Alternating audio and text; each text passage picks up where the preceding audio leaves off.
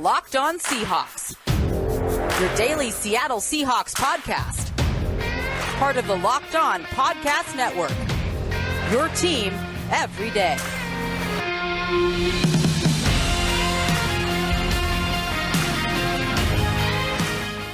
Greetings, 12s. This is Corbin Smith, your host for Locked On Seahawks. Joining me as always for our Tuesday episode, my co-host in crime, Rob Rang.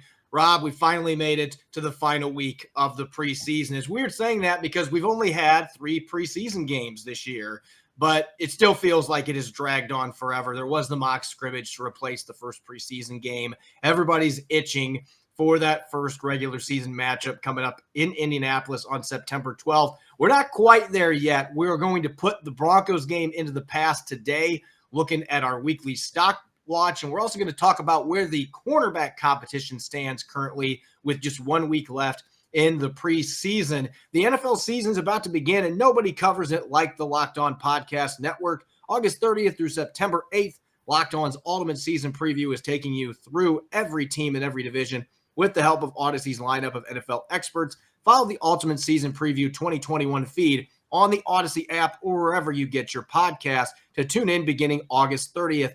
Now for your lead story here on Locked On Seahawks. Executing their second wave of roster cuts, the Seahawks placed John Ursua and Ben Burr-Kirven on injured reserve and released quarterback Alex McGough and defensive tackle Cedrick Lattimore to get down to the 80-player limit. Most of these moves, and honestly, really all of them, are not surprising. We knew that John Ursua and Ben Burr-Kirven were heading to injured reserve with their ACL tears suffered on Saturday night against the Broncos. They're going to be undergoing reconstructive knee surgery. They have long roads of recovery ahead of them. They're not going to be back this season. Alex McGough, the way he played the other night, you can't turn the ball over 3 times in one half and expect to keep your roster spot when you are a number 3 or number 4 quarterback. It just doesn't work that way. And Cedrick Lattimore may be the biggest disappointment of this bunch just because there were high expectations and unfortunately was not able to meet them during this training camp. Yeah, as you said, Corbin, I think that Seahawks fans are eagerly awaiting September 12th. You get beat 50-10 first 2 weeks of the exhibition season, then you're kind of yearning for some quality football. And then I think with the moves that the Seahawks made, as you said, they were expected.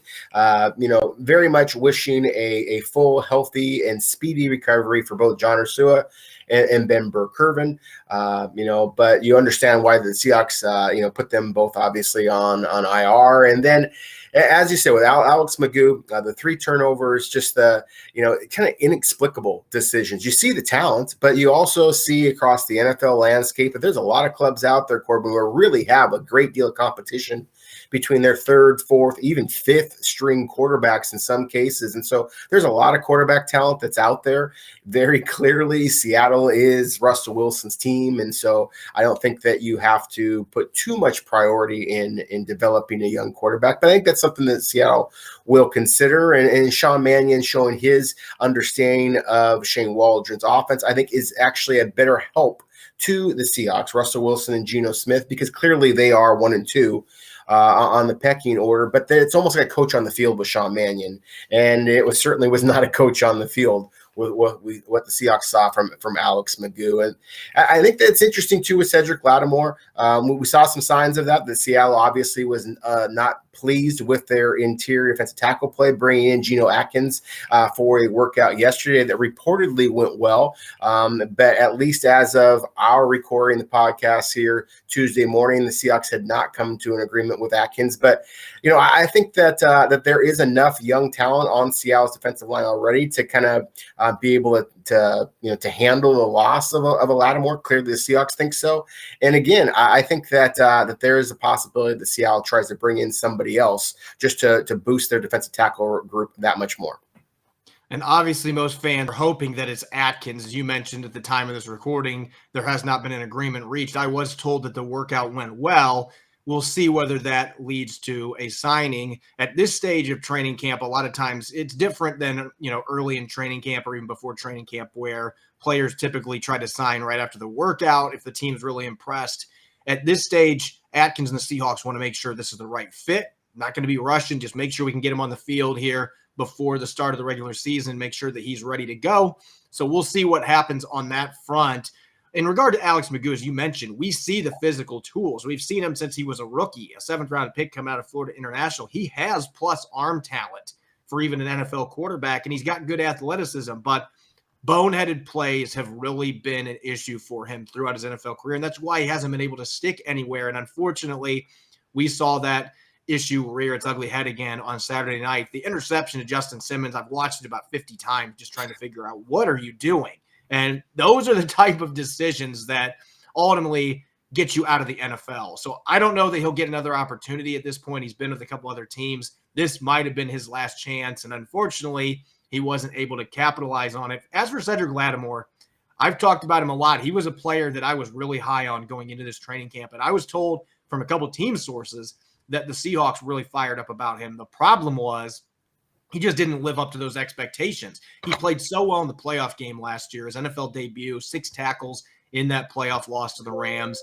And the team thought, no Jarran Reed, he might be a guy that can come in as a rotational 3-tech and really help out this football team in year 2. And he was playing with the second-string defensive line at the start of training camp. But as camp has unfolded, he has slowly but surely fallen down the pecking order. Miles Adams passed him on the depth chart. And most recently, undrafted rookie Jared Hewitt passed him on the depth chart.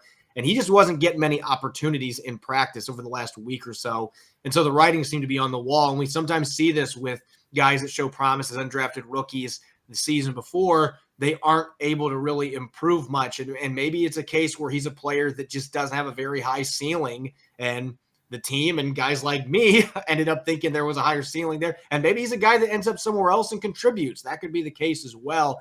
Best of luck to both of those players as they try to find an opportunity with another team moving forward. When we come back in the second quarter, for the most part, the Seahawks starting lineup is looking set in stone on offense and defense. Even though we haven't seen very many of these starters in the preseason games, there's still one position group, though, that remains a bit of an enigma. We don't know who the starters are going to be. The competition is ongoing. So Rob and I are going to explore the state of the cornerback position with one preseason game left as the regular season quickly approaches. You're listening to the Locked On Seahawks podcast, part of the Locked On Podcast Network, your team every day. It's that time of year again, and all eyes are now turning to football as teams are back on the gridiron to start the NFL and college football season. As always, BetOnline is your number one spot for all the pro and college football action this season. Get all the updated odds, props, contests, including online's biggest $500,000 NFL mega contest and the world's largest $200,000 NFL Survivor contest open now at BetOnline. Head to the website or use your mobile device to sign up today to receive your 100% welcome bonus. Be sure to take advantage of their opening day super promo.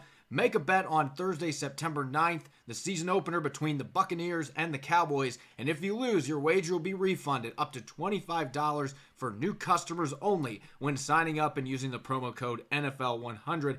BetOnline is the fastest and easiest way to bet all your favorite sports, from football, basketball, boxing, right to your favorite Vegas casino games. Don't wait. Take advantage of all the great offers available for the 2021 season. BetOnline, your online sportsbook experts.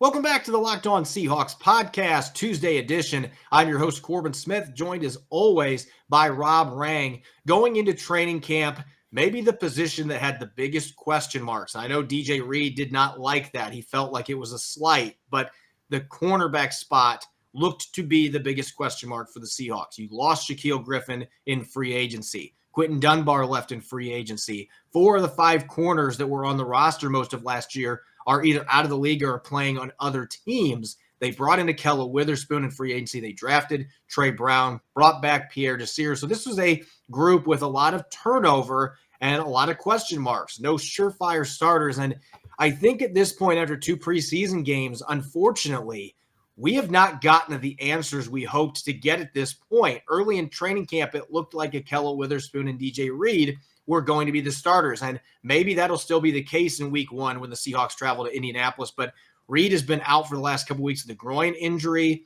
Trey Flowers has been up and down in his opportunity trying to steal that job. Ahkello Witherspoon has been good in practice, but his 2 preseason games have been underwhelming. Pierre Desir hasn't done much in these games. Neither has Demarius Randall. So it doesn't feel like we really have had any progress here. Maybe that means Witherspoon and Flowers or Witherspoon and Reed end up being the starters just by default. But I don't think it's necessarily been encouraging to this point, what we have seen at the cornerback spot. Yeah, I agree with you, Corbin. I think that was a really nice job of kind of summarizing the situation there. And you used a word there, underwhelming, that I think really applies, especially at the cornerback position. But frankly, again, as we talked about with Seattle not playing many of their starters those first 2 exhibition weeks, and just in general, Seattle's play has been underwhelming, but specifically at cornerback, it's obviously a huge position of concern in today's aerial assault that is the NFL. You consider the quarterbacks that are in this division and where Seattle is going to have to go through if they want to be competing for a Super Bowl. It's obviously critical. I don't think that the cornerback is quite as much of a concern because, again, Seattle not playing their stars, including that vaunted pass rush. I really expect Seattle's pass rush to be a huge strength, and obviously that pass rush is going to contribute to Seattle's ability to play coverage, and then Seattle's safeties, of course. And so without either one of those, it is a little bit more difficult to evaluate the cornerbacks. It's almost, in my opinion, kind of like trying to evaluate linebackers or running backs before you can actually tackle players during training camp. You have to kind of wait till the game to see it. And so that's the way I've kind of tried to take the approach towards the cornerback position. But you mentioned DJ Reed and why that he might feel kind of slighted. Because the fact that, we keep talking about the, 4 of the 5 guys who were on Seattle's opening day roster a year ago are now playing elsewhere. DJ Reed, of course, was the San Francisco 49ers at that point, and Reed played well. But as we just talked about a few moments ago, Corbin, with Cedrick Lattimore and the flashes that he showed a year ago doesn't mean anything. This is the NFL, as Jerry Glanville said, not for long. And so I think that the DJ Reed needs to get back from that groin injury and re-demonstrate that he is the playmaker that Seattle thought he was, and that I think that he is. I think he absolutely is among Seattle's best corners and likely to be a starter this year, if not right off the bat. If he's healthy, then certainly soon. Because, again, as you mentioned, Trey Flowers has been the inconsistent player, at least during games, that he has been over the last couple of years for the Seahawks. And that, of course, is very concerning. I remain higher on Ahkello Witherspoon. I was a little nervous about his initial jumping in with Seattle because we've seen so many corners, veterans struggle with getting used to that kick step that Pete Carroll and his coaching staff prioritize. I've been impressed by Witherspoon in that regard, but in terms of the games, kind of like Trey Flowers, again, haven't been quite as impressed with him. And so I want to see improvement, but I do expect with the pass rush and the safeties coming back that you should see Seattle's cornerback position start to kind of filter its way out pretty quickly. Yeah, the thing with Trey Flowers, and we've talked about this time and time again, I had him as one of my top 5 grades coming out of Saturday's game. He only gave up 1 catch for 5 yards to Jerry Jeudy. Wasn't targeted any other times. I thought he looked much better than he did the first preseason game, but this is the problem, as you mentioned. This is who Trey Flowers is. He's in year number 4. This is the player that the Seahawks have. He is not going to be a strong corner week in, week out. He is going to be up and down. He's going to be inconsistent. He has not proven himself capable of doing anything else as far as consistency is concerned.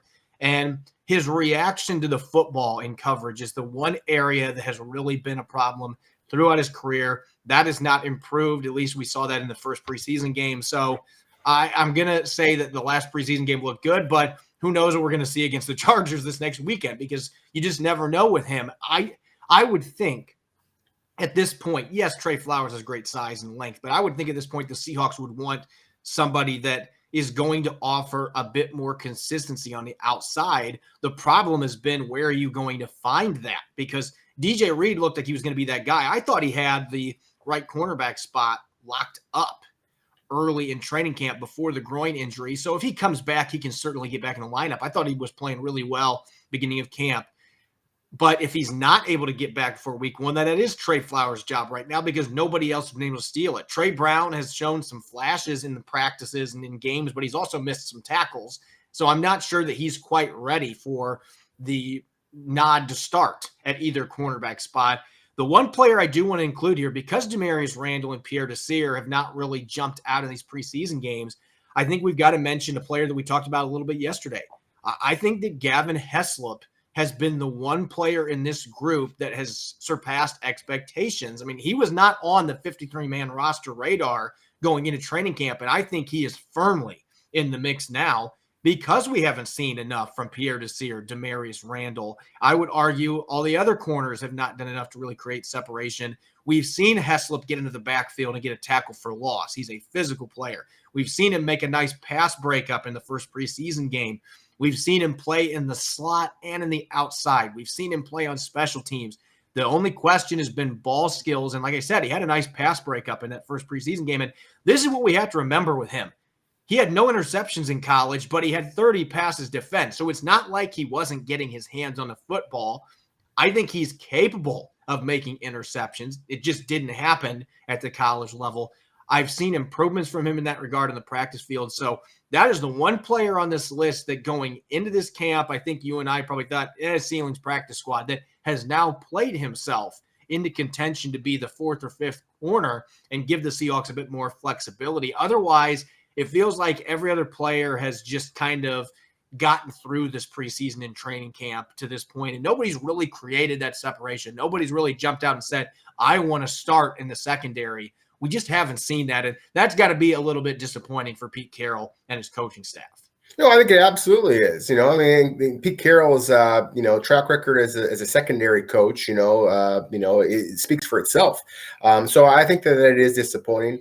I love that we focused as much as we did on Heslop. I mean, he was a player coming out of Stony Brook that was really, really high on. As you mentioned, just didn't have the turnovers. And without that, that's what's going to generate all the buzz. But a good player, and so I am intrigued by what he has done. I would like to see him play earlier, because I like his size and speed combination. So many of the other corners on Seattle's roster, Corbin, I've been thinking about this a little bit. They have, this number of players, the Witherspoons, the Flowers of the world, the Desirs of the world, who are 6'2" and up. And then you have the shorter guys. And so we've talked about how Seattle likes to use so many matchups, whether it be on the off running back, at receiver. Why not do that at cornerback? The receivers that you're seeing in the NFL today are such a variety of size, shape, speed, and things like that. If the take an approach similar to what the Mariners are doing in baseball. The Mariners, of course, went to a 6-man rotation for a little while. And that threw some of the analysts out there just, tearing their hair out of their heads. I wonder if the Seahawks are almost looking at their cornerback position as if they have 4 or 5 guys that can start 4 or 5 games, depending on the matchup, rather than having 2 corners that start all 17 regular season games. And that is what it is. And there are slot guys. I wonder if they're looking to mix up their starting rotations just to see how the different players perform. As you mentioned with Trey Flowers, he only target. And so it's hard to evaluate who is a dynamic athlete, the kind of guy that I think would give Trey Flowers troubles. If he only had the one target, then how do you really evaluate him? So that's what I think is interesting about this. I wouldn't be surprised at all if this cornerback rotation is also a little bit by design and carries on throughout the entire cornerback by committee. I don't know that Pete Carroll would necessarily be excited about doing that, but we know that this Seahawks coaching staff has done some things on defense the last couple of years that have been major change-ups from what they did during the Legion of Boom era. So maybe that's the next step for this group. Me personally, that would show that this has been a failure, though, because you would want 2 starters to emerge on the outside, and that would be indicating we don't have 2 starters. We have a number of guys we can mix and match, and you can make that work maybe, but it's kind of to me like if you have 2 quarterbacks, you don't have one type thing. And so I could see this working. I could see it working, but I'm not sure that that's necessarily what Pete Carroll and his coaching staff want. They really wanted 2 guys to jump out and win that job. Right now, I'm assuming DJ Reed is going to get back here this week. If he doesn't, then maybe Trey Flowers starts in week 1. But I still think DJ Reed and Ahkello Witherspoon is the best starting combination right now. But like you said, maybe in week 2, it's a different group of corners. We don't know how this is going to play out. And unfortunately, not having anybody really stand out and create separation and go win that starting job. That's why we're in the position that we're in right now, where we're talking about this cornerback group with still a ton of question marks with only a few weeks until the regular season starts. Not really what the Seahawks were hoping for at this point of training camp in the preseason. When we come back in the third quarter, we're going to wrap up our coverage of Saturday's debacle, that 30-3 loss to the Broncos, with our weekly stock watch. Which players are trending up and which ones are trending down heading into the preseason finale. You're listening to the Locked On Seahawks podcast, part of the Locked On Podcast Network, your team every day. Locked On Seahawks is brought to you by Rock Auto. With the ever-increasing numbers of makes and models, it's now impossible for your local chain auto parts store to stock all the parts you need, so why endure the often pointless or seemingly intimidating questioning and wait while the person behind the counter orders the parts on their computer, choosing the only brand in their warehouse that they happen to carry? You have the computer to access rockauto.com at home and in your pocket. Why choose to spend 30%, 50%, or even 100% more than the same parts from a chain store or car dealership? Rock Auto is a family business serving do-it-yourselfers for over 20 years. Their prices are reliably low for every customer. They have everything you need, from brake parts, tail lamps, motor oil, to even getting new carpet. Go explore their easy-to-use website today to find the solution to your auto part needs. Go to rockauto.com right now and see all the parts available for your car or truck. Write Locked On in How Did You Hear About Us so that they know we sent you. Amazing selection, reliably low prices, all the parts your car will ever need. rockauto.com. Welcome back to the Locked On Seahawks podcast. I'm your host, Corbin Smith, joined as always by my co-host, Rob Rang.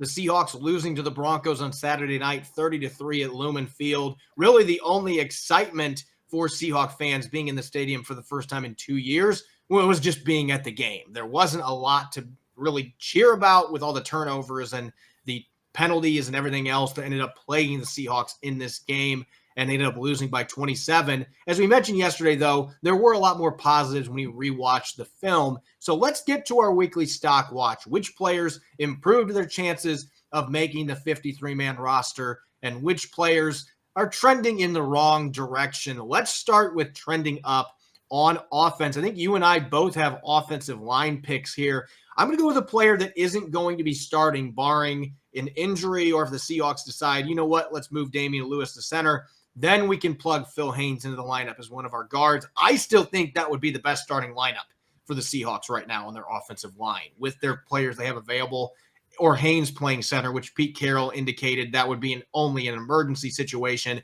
They view him as a guard. But nonetheless, I think Phil Haynes has had a really successful training camp. And I talked to him last week about this, and it was interesting. Gabe Jackson coming to town basically eliminated the opportunity for him to compete for a starting job, because you knew Damian Lewis was going to start at one of the guard spots as well. But finally healthy after having an offseason surgery. I believe Pete Carroll said he had a bone that was shaved down a little bit, and he feels much better. He's much more flexible. He's looked really good in camp. He's gotten some first-team reps filling in for Gabe Jackson. They're going to rest the veteran as much as they can, very similar to Dwayne Brown. But he has taken advantage of those reps, and he has given up one pressure on 43 pass protection reps in the 2 preseason games. His run blocking has been a bit more iffy, but this is something that he did well at the college level, was run block. So I anticipate if he had to play in regular season games that he would hold up just fine. But his pass protection skills, really, that's an exciting development, because that was maybe the biggest question mark for him coming to the league. And he's only played 43 offensive snaps his first 2 years because he's been injured for the most part and only gotten into 2 regular season games and 2 playoff games. He's played in 4 games total. So for him to finally be healthy, getting those first-team opportunities and playing well in these preseason games, he's not going to start for you, but I think he has earned his spot in the 53-man roster. Yeah, I think that he definitely is making a strong push for it, and I did not necessarily anticipate that was going to be the case, because I've been pretty disappointed with Phil Haynes. I was really excited for Phil Haynes when the Seahawks selected him out of Wake Forest a couple of years back. I remember being at the VMAC when the draft was going live, and watching Phil Haynes on tape, I thought, well, this guy just screams Mike Solari, just a big, hulking man. Looked like DJ Fluker out there at times for the Demon Deacons. And that's the thing. I mean, we're talking about Wake Forest, not a team that's necessarily known for churning out quality NFL players. And so when you see Phil Haynes in person, I mean, the man just pops off the tape or pops off the field, I guess I should say, if you're seeing him in person. But just a big, strong guy. Was a former basketball player, and usually those are guys that have light feet and will eventually become good pass protectors, but he was not that then. He was just kind of a big, strong guy that can move people at the point of attack. And as you mentioned, I do expect that to kind of lend itself to success in Seattle. So whether he makes Seattle's roster or winds up in the practice squad, that I'm still kind of curious to see how that's going to shake out. Like we talked about before, I would like to see, like we talked about before at the cornerback position with Gavin Heslop, I would like to see Phil Haynes get a little bit more action earlier in the game to be able to see how he is able to perform against some of the really talented defensive linemen that you're seeing earlier in these preseason games. But again, I am very, very high on Phil Haynes, and so would love for that to be the case. But it's another offensive lineman that I really want to tout. Now, I've been talking now for a little while about Jake Curran, but every time I watch the games, Corbin, and just rewatch some of his snaps, I'm just more and more impressed. We talked about before, he's got kind of a guard frame, but it's his initial quickness, his balance and pass protection, his awareness of blitzes and twists and things like that, going back to his college days, that has always kind of stood out. And so to me, he is the kind of underreported story, maybe not from our perspective, because we've been talking about him for a while now, but just nationally, everybody's talking about Stone Forsythe, and I understand. And I thought the rookie left tackle actually had a significantly better day in week 2 than he had in week 1. But at the same time, I still believe of Seattle's truly young offensive lineman, it's been easy to see who the best offensive lineman has been for the Seahawks. That's been their starting, at the time, at least, right tackle, Jake Curran. And I'm very curious to see how, guys like Cedrick Abway, guys like Jamarco Jones, guys like, Brandon Shell, certainly, they're going to have to take that spot back, because Curran has been playing lights out. And I think the Seahawks know full well what they've got in him. Yeah, the interesting thing about Curran is he was the player that received the highest signing bonus of Seattle's undrafted rookie class. So clearly this is a player that the Seahawks wanted badly, and he was a 4-year starter at Cal playing in the Pac-12. So he's got a lot of experience playing against upper-level competition at the college level. So I am curious to see what he looks like this next week, how many snaps he gets. But Jamarco Jones, Cedrick Abway, those veteran tackles, you might want to get in the field, because this kid has been impressive the first 2 games. Now, going to the defensive side of the football, I'm going to stay in the trenches. We talked about Cedrick Lattimore getting cut. I think one of the big reasons that ended up happening this early before the second roster cut at 80 players is because of the emergence of Myles Adams. And this is a player that Cedrick Lattimore was ahead of on the depth chart last year. Lattimore was the practice squad defensive tackle that got called up for that playoff game, not Myles Adams. And Adams was playing near the bottom of the depth chart when training camp opened earlier this month. But during training camp, he has been much better. He's been much more disruptive than Cedrick Lattimore. He passed him in the second week of training camp, was getting a lot more reps of that second-team defensive line. He has started in both preseason games, with Poona Ford being on the bench, one of the starters being held out. And Adams has had his ups and downs in these couple preseason games. He's had a few plays where he's been a little bit physically overwhelmed. He's under 290 pounds, so he's not as big as most of the other defensive tackles the Seahawks have. But he's also made some plays that really jumped out to me. There was one Saturday night at the goal line where he just obliterated the guard, knocked him backward, and that opened up a crease for the linebacker to shoot the A-gap and bring down the running back at the line of scrimmage for goal line stuff. So those are the type of plays that you're seeing on film that Cedrick Lattimore, unfortunately, was not producing for you. And even Jared Hewitt in his emergence, you haven't consistently seen that from a run defense standpoint. Myles Adams has shown that, and he used to play some defensive end, so he can play that 5-tech spot in a pinch if needed. So I don't think he's in a position to make this team at this point, but certainly he's positioned himself to return to the practice squad. If they have a few injuries, the Seahawks would be comfortable putting him in the lineup. Yeah, I've been very impressed by Adams, and the fact that the team released Lattimore, I think, is obviously a boost of confidence to Adams. So I'm really intrigued by him. To me, I'm going to talk about, maybe this is low hanging fruit, Corbin, but I just have been so impressed by the play of Cody Barton. We've talked so much about Darrell Taylor and the loss of KJ Wright. No, woe is us. What are we going to do? The sky is falling. Seattle, the linebacker position after Bobby Wagner, after Jordan Brooks. What's going to happen? And Cody Barton, I thought, has been spectacular.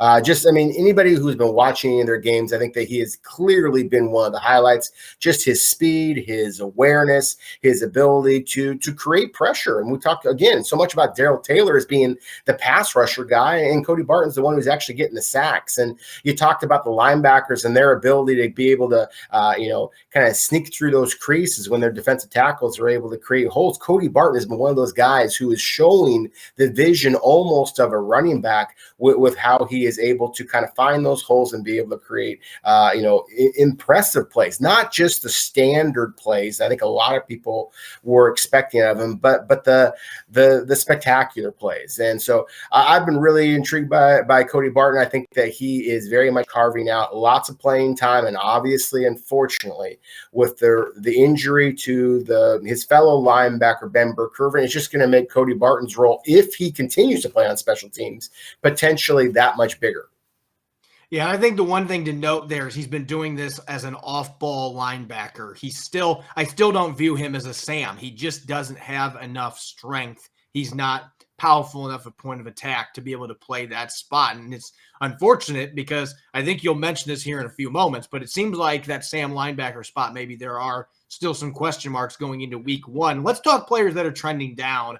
On offense, you mentioned Jake Curran. I'm gonna reference one of the players that I believe Curran right now has a chance to potentially steal a job from, and that's Jamarco Jones. The issue has been he cannot stay healthy. You look back at his rookie year, he injured his ankle in the preseason, had surgery, missed the entire year. His second season, he was banged up a little bit, played in quite a few games, but he had some injuries he dealt with late in the year. Phil Haynes played in the playoffs because Jones got concussed. And then last year, he ended the season on injured reserve. So he has not been able to stay healthy. He's had a couple injuries during training camp. He got his knee rolled up on, missed a few practices, and he's had back spasms that have caused problems. He was supposed to play this weekend, according to Pete Carroll, and then we get to game day, and he's not in uniform. So I don't know what is going on there, but seeing how well that Jake Curran has played and the fact that Stone Forsythe improved in the second preseason game, I would agree with you on that assessment. You've got two young tackles there that the Seahawks are very excited about. If you're Jamarco Jones, you're in the last year of your rookie contract. You don't have that club control card playing well for you anymore. This is your last opportunity to impress. I think it is critical that he gets out there to play against the Chargers and play significant snaps, and he needs to play well. If he's not able to do that, and I think you can make the argument for Abuehi as well, Jake Curran has earned that opportunity to get another extended look, and if he keeps playing well, you've got full club control on Jake Curran on an undrafted rookie contract, and he's a 4-year starter at Cal. You take Jake Curran on the roster. So even with Jones's versatility, being able to play guard, they've got Phil Haynes and Jordan Simmons as their backup guards. They don't really need Jamarco Jones in that capacity at this point. So I'm just going to be blunt. I think he's in trouble. I agree with you. I think that he absolutely is in trouble. I think if there's anything that Pete Carroll hates, it's the inability to be able to play. If there's anything that he hates almost as much as that, it's turnovers. And that's the transition I'm going to use to the player on Seattle's offense that I think is trending down. And it breaks my heart because I love the way that he plays. But Alex Collins and his inability to hold on to the football is a concern. The fact that DJ Dallas is having a spectacular breakout second training camp in the NFL is absolutely contributing to it. I still have a hard time believing that the Seahawks are just simply going to cut bait on the former first-round pick Rashad Penny. And, we've talked before about what we've seen from the undrafted free agent Josh Johnson as well. So there's a lot of talent that running back position, and I just wonder if Alex Collins may be the running back. As much as I like him, as much as I think that he is a legitimate NFL back, that I wonder if he's on the outside looking in at this point. So I'm going to be really curious to see how many opportunities he gets in this final preseason game and what he is able to do with it. I would say this, just, perhaps as bold as your talk on Jamarco Jones, Alex Collins, put the ball on the ground one more time. I don't know that you're going to make it out the week without getting released. Yeah, that's the unfortunate truth. If you can't hold on to the football, that is going to get you in the doghouse quickly. And he's fumbled, I believe, 4 times in practice. That has been one issue that he has not been able to curb in his NFL career. And I think otherwise, he had a very good training camp. And we've talked about what he's been able to do in the field. He's improved as a receiver. His pass protection has gotten better. He did blow a couple assignments the other night in pass protection, so that didn't necessarily help his cause, but it does feel like DJ Dallas's emergence has hurt him. Let's talk on the defensive side, and I'm going to throw out one that's going to surprise some of our listeners. I mentioned Miles Adams trending up. I don't think Brian Monet is in danger of losing his roster spot, but I'm just going to be honest in my assessment. The fact that he's been playing deep into the fourth quarter, part of it's been they don't have a ton of depth at that position, but he's been playing deep into the fourth quarter. And it seems like he's been getting pushed around more than we are used to seeing. And this is in preseason games. I just have not been impressed with the way that he's looked in these first 2 preseason games. I thought he had a chance to maybe be the starter next to Poona Ford. That, to me, has been answered already. Al Woods is going to be the starter next to Poona Ford. Al Woods has had a great training camp. He's looked good when he's gotten a few preseason snaps. At 34, he is still a monster to try to block. And especially in the run game, he's a real problem in those short yardage situations. So he is going to be your starting nose. So that means Brian Monet, once again, is the backup. And with how well he played in 10 games last year, I was expecting him to really take another step forward. And unfortunately, I have not seen that in this training camp or in the preseason. I need to see a better performance from him in this last preseason game, or he might be a player that is closer to being on the roster bubble than I think either one of us ever could have imagined when training camp opened in late July. I agree. I think that, on its face, you look at a player as young as Brian Monet is, as inexpensive as he is, then you look at Al Woods being the veteran, you think, okay, the CL has always prioritized youth, but it just seems like Al Woods has that spot locked up. He's, and Brian Monet, I think, has been okay. But he's a nose guard. You can't expect him suddenly to become a penetrating playmaker kind of a guy. But again, we kind of keep talking about and keep mentioning last season and what players have done in the last couple of years, and that's just not how the NFL operates. And so I would agree with you with the fact that Brian Monet is playing as deep into the fourth quarter as he is, and it is a little bit concerning, a little bit surprising to me. And again, I'm going to take that transition because it kind of hurts my heart. I mean, Monet as a player, as an undrafted free agent, you kind of root for those guys.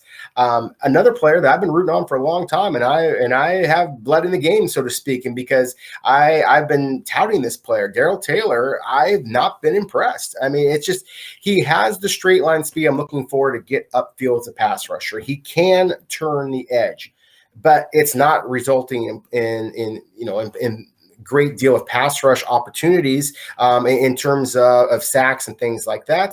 And then watching him drop back into coverage, I still see a guy that can locate the football, but it takes him a while to get there. He's a long, lanky kind of a guy. He doesn't change directions that quickly. And obviously, if you're playing a strong side linebacker position, you have to be strong enough to hold up the point of attack. I thought he did show some improvement in week 2 compared to week 1.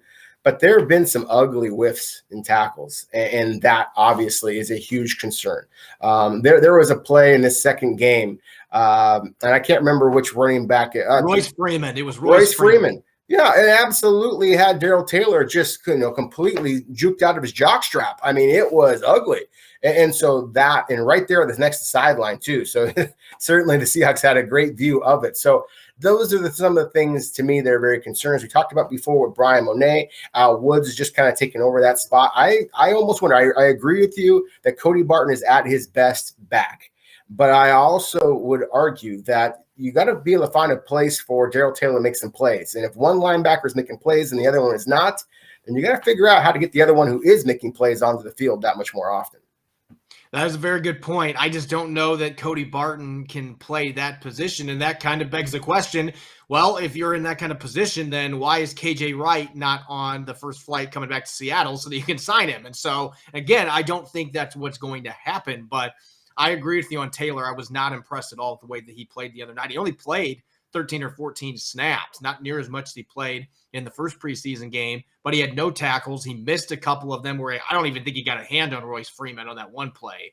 And you said it was near the sidelines. That's never a good omen when you're in front of the coaching staff. So he has got to play better in the final preseason game against the Chargers. The Seahawks got to wonder, is this the right move to make right now, having him at strong side linebacker? Maybe he can play that position in time, but he might not be ready for that responsibility just yet.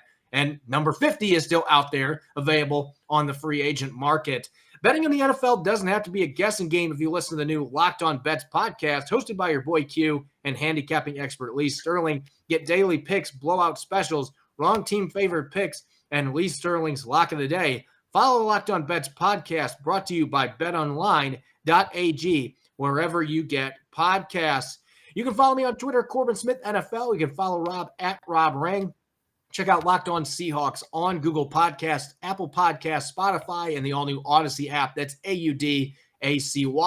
When we return for our Wednesday episode, we're going to break down what we saw at Seattle's first practice this week in training camp, getting to the end of training camp here. Only 3 training camp practices left. We're going to be breaking down some observations. And I had a chance to catch up with cornerback Gavin Heslip. I'm going to play a portion of that interview on our Wednesday episode. Enjoy the rest of your Tuesday. Thanks for listening in. Go Hawks.